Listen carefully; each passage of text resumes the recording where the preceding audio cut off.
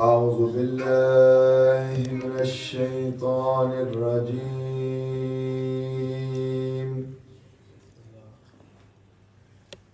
بسم الله الرحمن الرحيم.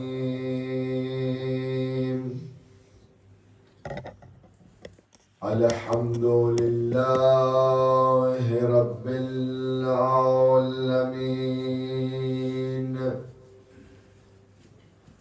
الصلاة والسلام على سيد الأشرف الأنبياء والمرسلين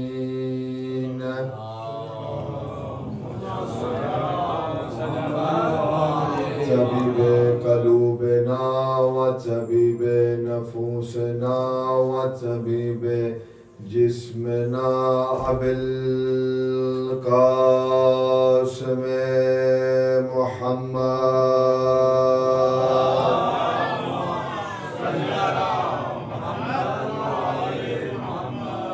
والصلاة والسلام على أهله الطيبين الطاهرين المعصومين المنتجبين ولعنة الله على أعدائهم أجمعين.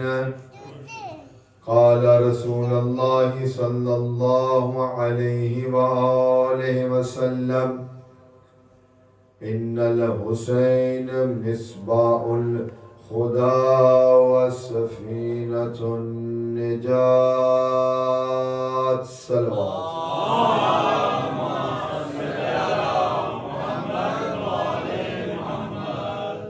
Allah Azza wa Jal has given every human the ability to understand which action is good for him and which action is bad for him. We see that in our world, in our society, every single person, every human is trying to aim for the best. But the definition of what insan thinks is good for him depends how much ma'rifat of deen he has. The less ma'rifat of deen you have, you think that those things that make you prosper in this dunya,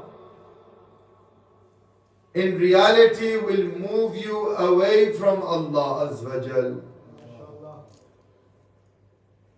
That's why it is very important that we, the believers of Ahlul Bayt alayhi salatu wassalam, we teach our children at a young age what it means to be a follower of Ahlul Bayt alayhi salatu wassalam. Imam Zainul Abidin alayhi salatu wassalam says that we, the family of Rasulullah, we are pleased with any situation that Allah Azza wa Jal puts us in. And in return, when we are pleased with that situation, Allah blesses us, gives us the tawfiq, gives us the ma'rifat and understanding of how to behave and be and prosper in that situation. The reality is that when we are placed in a specific situation, the first thing that insan does is complain to Allah. If we are faced with a tragedy, we complain to Allah. If we are blessed with something, we still complain to Allah. Why? For example, if I am working and at the end of the month I receive a bonus of £200, I will still complain and say, Ya Allah, my bonus should have been more than £500. Yani the fitrat of the insan is that we always want more when it comes to the dunya. And when it comes to deen, we are always pleased with the limited thing that we gain. Yani if today, at the time of Maghrib, Molana announces that instead of 3 rakat, after our wajibat, we will be reciting 20 rakat as sunnat, as hadiyah for Imam Hussain alayhi salatu wasalam. And I guarantee you that tomorrow, those people that are here today, half of them will come tomorrow. Or they will come straight after when they know that extra overs are finished. But when you are watching football, when you are watching cricket, if there is extra time, every single person is happy. Because you have extra time, extra overs to watch something that you like to watch. If you are at an arcade playing a game and you pay money for example, 15 minutes, and the person says to you that instead of 15, I am giving you 30 minutes. Which person will turn around and say, well, I have only paid for 15, therefore I will only use 15 minutes? No person will do that. Try to understand then why is it when it comes to the ma'rifat and understanding of deen, we are willing to cut corners, we are willing to reduce the time, we are willing to reduce the actions, we are willing to do that thing that moves us away from Allah. There is something wrong. And this is not just one person's mistake. This is a group effort. We need to together change our world, our culture, our society. When someone goes to a masjid which belongs to Ahl Sunnah, our brothers in Islam, the child that enters that mosque knows that he is going to only leave when the Molana tells him to leave. MashaAllah, they are willing to do overtime. They are willing to do extra actions that will bring them close to Allah. Why is it that our mu'mineen wait until the wajibat are completed? Where did we leave off yesterday? The hadith from Imam Jafar as-Sadiq alayhi salatu wassalam, in which the Imam was telling one of his followers when he said that, Mawla, I am your Shia. And Mawla said that if you have the following things in your life, then you are our Shia.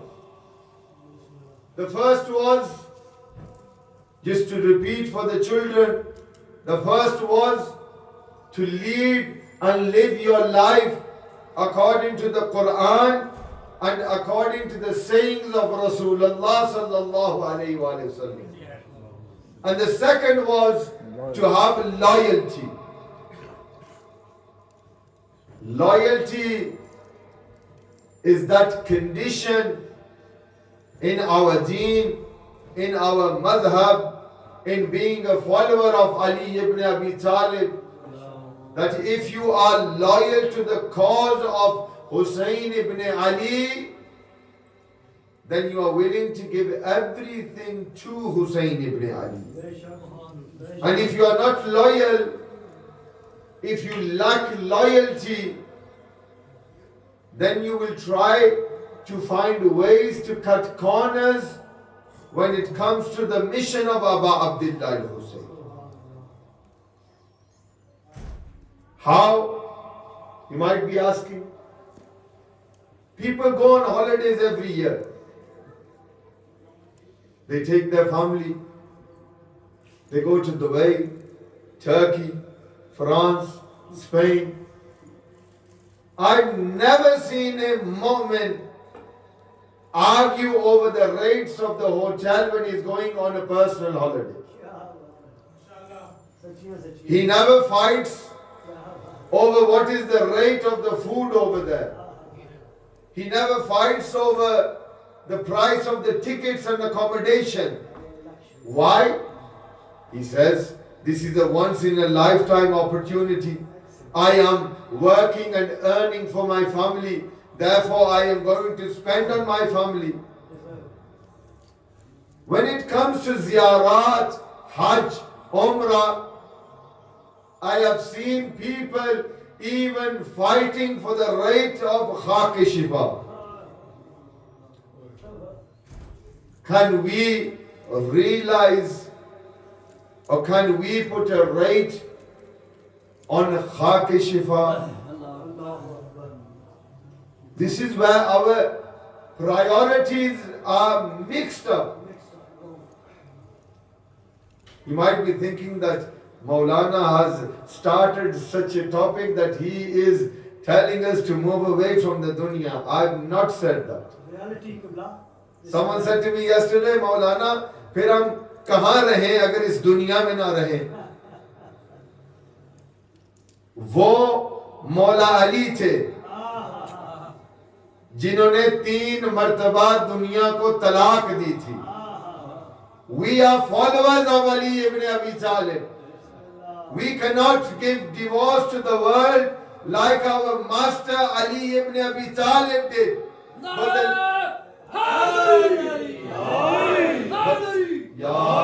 But the least thing that we can do is try to understand why our Mawla, our master, moved away from this dunya. Keep everything in proportion. Yesterday, someone asked me the question, and I gave him the example of a dilute drink. Robinson's, Ribena. If those that don't understand what is dilute drink, when you mix, dilute the drink and water. Now this example will be easier for those that drink dilute. Or those, shall I say, make protein shake. Because nowadays people are using a lot of protein shakes. Tell me, if you put more protein into that water, then what happens? You cannot drink that. Same with dilute. If you put more drink than water, it is too sweet. You cannot drink it.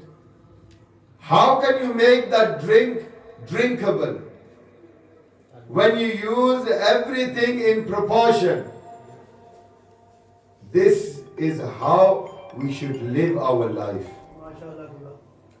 Deen, dunya should be in proportion. Never put the dunya before your deen. Because Ali को मानने के लिए ये जरूरी है कि हमारे लिए पहले अली इब्न अबी तालिब, बाद में दुनिया.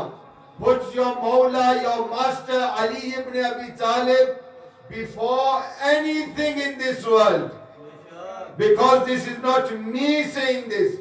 The Holy Prophet says that if you want success in this dunya and you want all of your a'mal to be accepted and you want barakat in your rizq, in your life, in this dunya, then put first the vilayat of Ali ibn Abi Talib.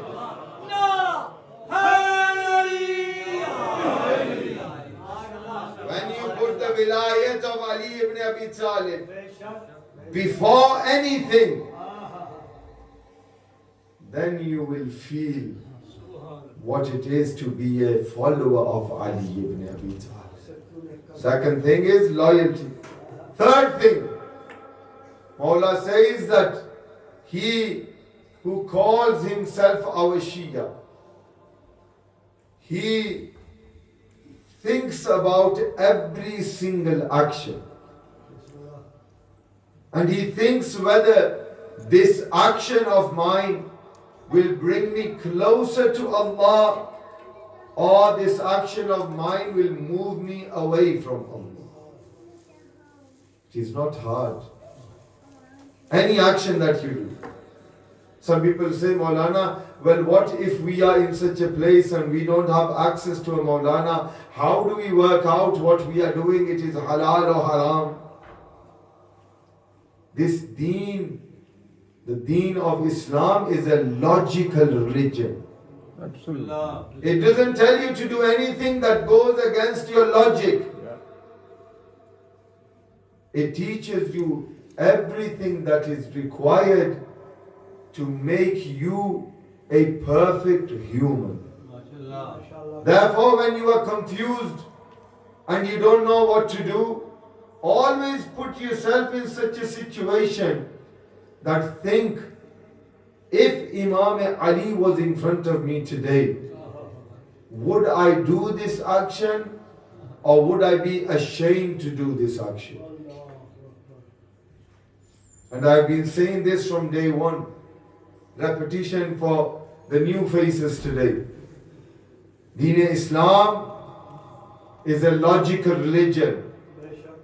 Deen Islam is a religion in which we don't prioritize what we believe is right, but we do only what Muhammad and Ali Muhammad have asked us to do.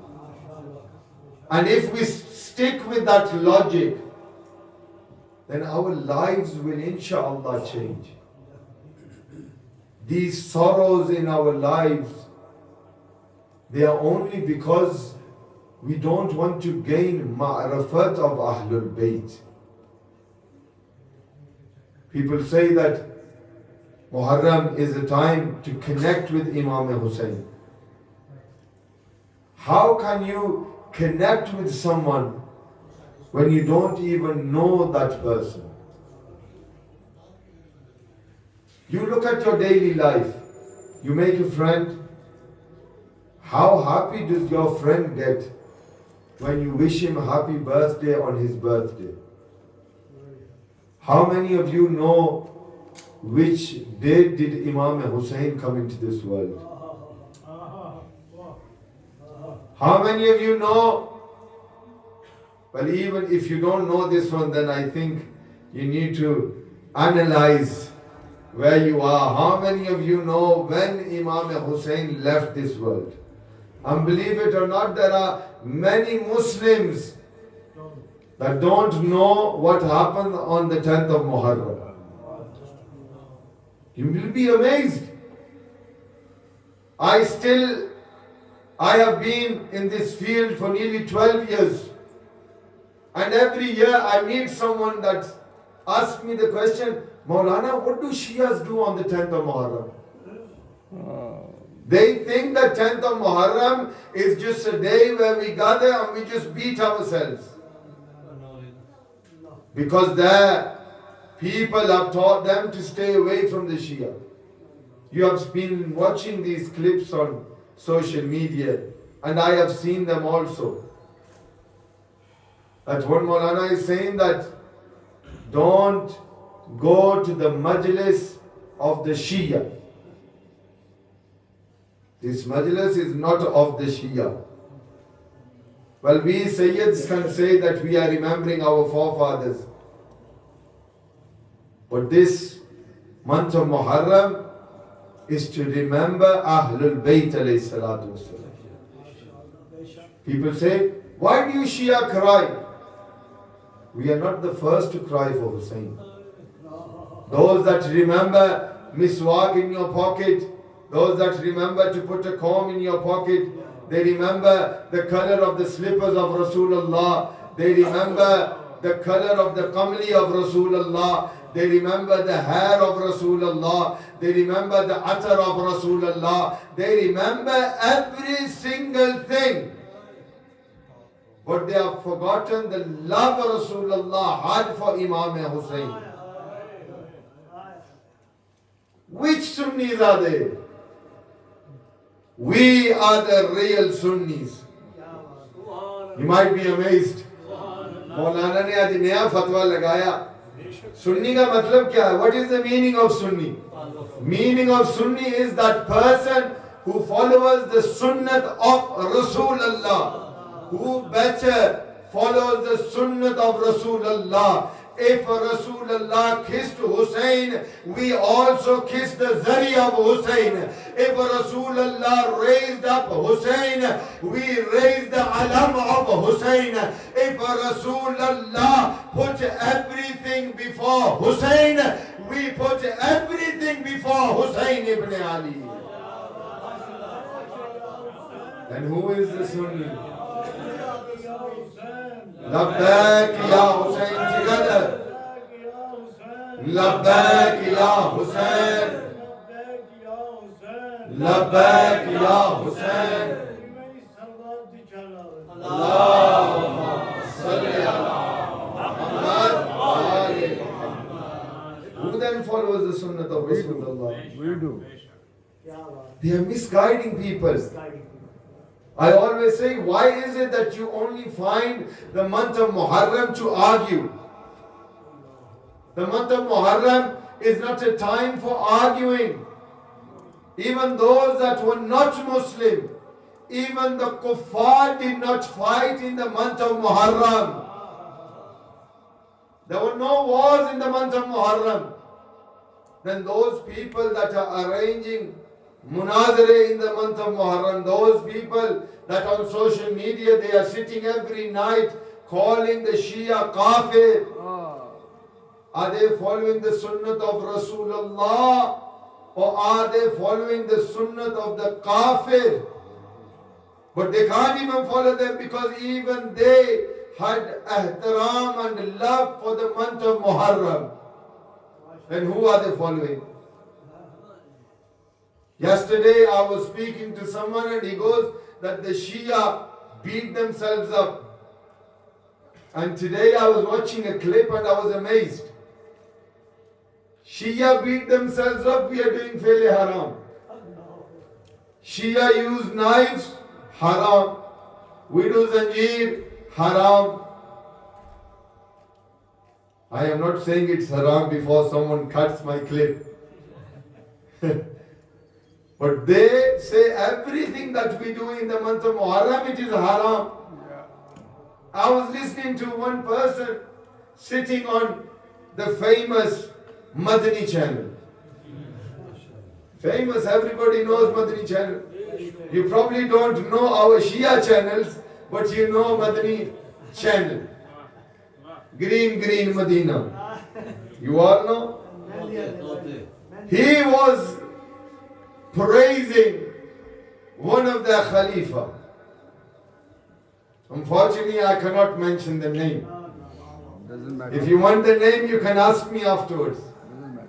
He was praising one of the Khalifa. And he says that look at the life of our Khalifa.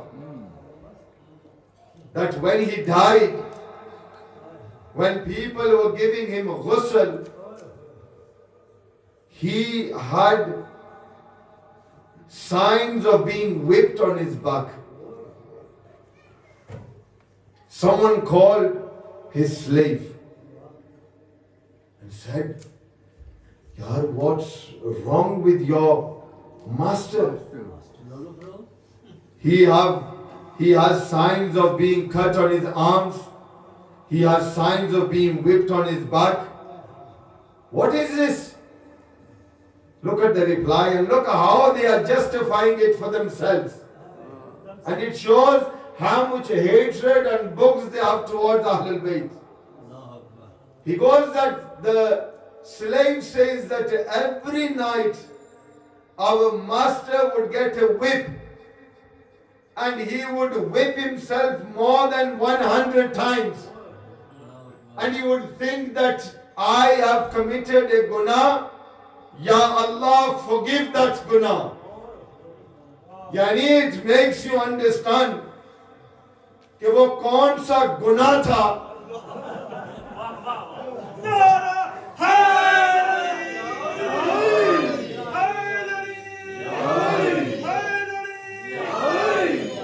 सोचने पर हम मजबूर होते हैं कि what was that sin that he could not sleep and all night he would stand and whip himself. And they say that because he did it out of the fear of Allah Azza wa Jal, it is something that made him close to Allah. Oh Mullah, what Sharia do you have? When it comes to whipping yourself for yourself, then it is halal. But when it comes to doing azadari of Aba Abdullah Hussain, it is haram. We send lanat upon this double policy. We believe that any action should be for the qurbat of Aba Abdullah Hussain. My youngsters, never fear. Our deen is not something which we have made up. We have not taken our deen from our daughters. We don't follow those abus that when they are stuck they ask for advice from their daughters. But we follow that Ali, that the Holy Prophet says to everyone, Ana Madinatu ilmi wa Aliyun babuha.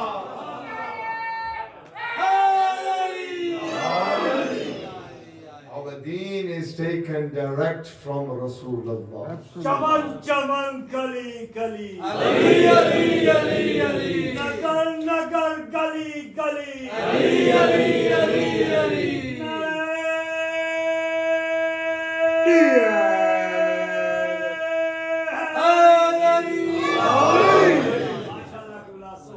Always do fakhr on this,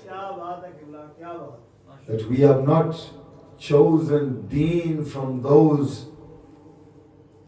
that till today do not understand deen. But our deen is directly from Rasulullah. Every single person, when they would narrate a hadith, they would say from Fulan, from Fulan, from Fulan. But we have taken our deen from them that said directly we heard from Rasulullah. Understand your maqam. Understand how it is important to be a Shia of Ali ibn Abi Talib. As our Mawla said, it is never easy in any era to love Ali ibn Abi Talib. If people knew the azmat of Ahlul Bayt, then after Rasulullah, this family of Rasulullah had no need to travel from Medina to Karbala. As I said yesterday, these nights are passing very quickly. Today is the 6th of Muharram. 4 days we have left. 4 days we have left with Aba Abdullah Hussain. Azadaro, today you are going to lift that cradle. You are going to lift the cradle of that Babul Hawa'ij. that even his mother did not have enough time to love Ali Asghar. Azadaro, today when you see the Jhula of Ali Asghar, he is known as Babul Hawaij. What is the meaning of Babul Hawaij? Babul Hawaij is the name of that door where all du'as of a person are accepted. That door is known as Babul Hawaij. When you lift the Jhula today, say, "Oh Mawla Hussain, you were not able to hold Ali Asghar, but we are holding the cradle of Ali Asghar. First give pursa to Imam Hussain for Ali Asghar and then ask for your hajat, because your hajat will be accepted in the name of Ali Asghar." Azadaro, cry as much as you can, because our lives are short. We don't have enough lives that we can cry on the sorrows of Ahlul Bayt. Azadaro, I was reading in a book yesterday, there are two people in Karbala whose destiny was such a destiny that till today the Shia cry for them. One is the destiny of Sayyida Sakina, and the other is the destiny of Ali Asghar. Why do we say this? Azadaro, in Karbala, a person's hand was too big and the face of Sakina was too small. Just imagine how big is the face of a 4-year-old child. The hand of the tyrant was big and the face of Sakina was too small. And the second was Ali Asghar. His neck was too small and the arrow was too big. How big is the neck of a 6-month-old child? As an arrow, they use that arrow that they would use for camels and elephants. That arrow was used on the neck of Babul Hawaij. As an arrow, that time came when Hussain was all alone in Karbala. And Hussain says, "Is there anyone there who could aid me in this difficult time?" When Hussain said, "Hal min nasirin," a 6-month-old child kept throwing himself out of the cradle, and in his voice he was saying, "Labbaik ya Hussain." Oh my father Hussain, even though I am small, Ali Asghar, I am willing to aid you, oh Mawla Hussain. Azadaro, when Hussain came back to the tents, he saw that Rubab is crying. Mawla says, "Rubab, why is it that you are crying?" She says, "Oh Aka, oh Mawla Hussain, when you said Hal min nasirin, Ali Asghar keeps throwing himself out of the cradle." Azadaro, Imam Hussain says, "Oh Rubab, it is the time for Asghar to go and fight." Rubab says, "Oh Master, he cannot even walk. How can he go and fight?" Imam Hussain says, "Oh Rubab, Ali Asghar will do that action in Karbala that no one else can do." Imam Hussain says, "Oh mother of Ali Asghar, I want you to leave the tent. I want to prepare Ali Asghar for battle. Or shall I say, Imam Hussain was preparing the coffin for Ali Asghar. He was preparing the coffin for Ali Asghar. And then he puts down a cloth on the ground and he puts Ali Asghar inside. And as he is wrapping the cloth, he is saying, Inna lillah wa inna ilayhi raji'un. And then Imam Hussain lifts Ali Asghar. And then as Mawla lifts Ali Asghar, look at me. Imam Hussain is holding Ali Asghar in his arms and he is walking towards the army of Yazid. And they look at Hussain and they say that Hussain wants water for himself, and it seems like that he is bringing the Quran and he will use the Quran to ask for water. Imam Hussain comes and he puts Ali Asghar onto the ground. One person says Ali Asghar was opening and closing his mouth like if you take a fish out of water. Ali Asghar is opening and closing his mouth. Umar ibn Saad says, Oh Hurmila, quickly come and kill Ali Asghar. Adadara Hurmila comes and he picks up one arrow and he aims the arrow at Ali Asghar. As the arrow is aimed, he throws the arrow to the ground. He picks up the second arrow. Umar ibn Saad says, what is it? What's wrong with you? Why can't you kill a 6-month-old child? He says, every time I pick up the arrow, there is a woman. She's holding the Quran on her head. And she's saying, look at the weight of your arrow. And look at my Ali Asghar. And the final words, as he follows the arrow, Imam Zamana says, if Imam Hussain was not holding Ali Asghar, wherever the arrow would go, Ali Asghar would have gone. Inna lillahi wa inna ilayhi raji'un. Ya Ilahi, we pray to you for the sake of Ali Asghar.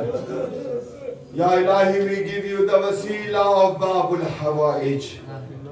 My brothers, my youngsters, my elders, my mothers, my sisters, those that have an hajat today, Ya Ilahi, accept their hajat with the wasila of Babul Hawaij. Ya Ilahi, especially we do dua, those that do not have children, give them awlad through the wasila of Ali Asghar. Ya Ilahi, those people that are giving niyaz today, give them barakat with the wasila of Babul Hawaij. Bless Imamiya Mission's executive committee that are organizing these majalis.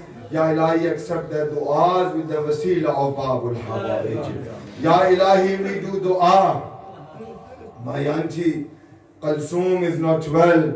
Ya Ilahi, we give you the wasta of that Ali Asghar that was not killed once but 3 times in Karbala. Ya Ilahi, all those people that are not well, Sayyid Israr Hussain Shah Sahab and Digar who have asked me to do dua for them, Karmani Sahab, Malak Sahab, Raja Sahab, every single person who has now raised their hands for dua, Ya Ilahi, give them health with the wasila of Babul Hawaij. Ya Ilahi, hasten the reappearance of our 12th Imam, Imam Sahibul Asr wa Zaman. Allahumma ajil waliyek al-faraj. Allahumma ajil waliyek al-faraj. Allahumma ajil waliyek al-faraj. Rabbi salli ala Muhammad wa ali Muhammad.